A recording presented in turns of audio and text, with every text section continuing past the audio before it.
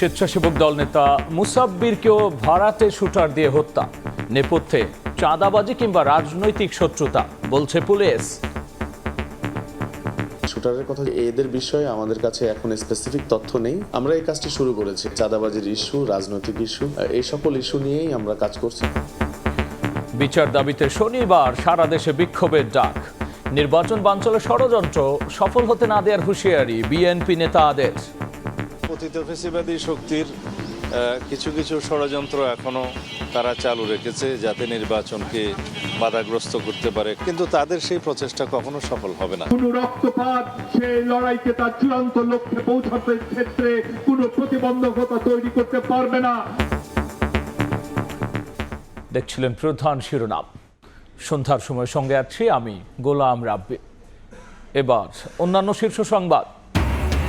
দেশে কোনো পাতানো নির্বাচন হবে না, লেভেল প্লেইং ফিল্ড নিশ্চিত করবে ইসি, বললেন সিইসি। প্রশাসনের পক্ষপাতিত্বের অভিযোগের ভিত্তি নেই, বললেন মন্ত্রী পরিষদ সচিব। গ্রাহকদের জিম্মি করে এলপিজি ব্যবসায়ীদের নৈরাজ্য, কমিশন বাড়ানোর আশ্বাসে ধর্মঘট প্রত্যাহার। রমজানের আগেই কেটে যাবে গ্যাসের সংকট, জানালেন বিআরসি চেয়ারম্যান। ওষুধের দামে লাগাম টানছে সরকার। গ্যাস্ট্রিক, ডায়াবেটিস, ক্যান্সার সহ 295 ওষুধের দাম নির্ধারণে নীতিমালা চূড়ান্ত, কোনো কোম্পানি না মানলে কঠোর ব্যবস্থা। যুক্তরাষ্ট্রের ভিসা বন্ড আরোপ দুঃখজনক হলেও অস্বাভাবিক নয়, তালিকা থেকে বের হতে চেষ্টা চালাবে বাংলাদেশ। অবৈধ অভিবাসনের দায় আগের সরকারকে দিলেন পররাষ্ট্র উপদেষ্টা।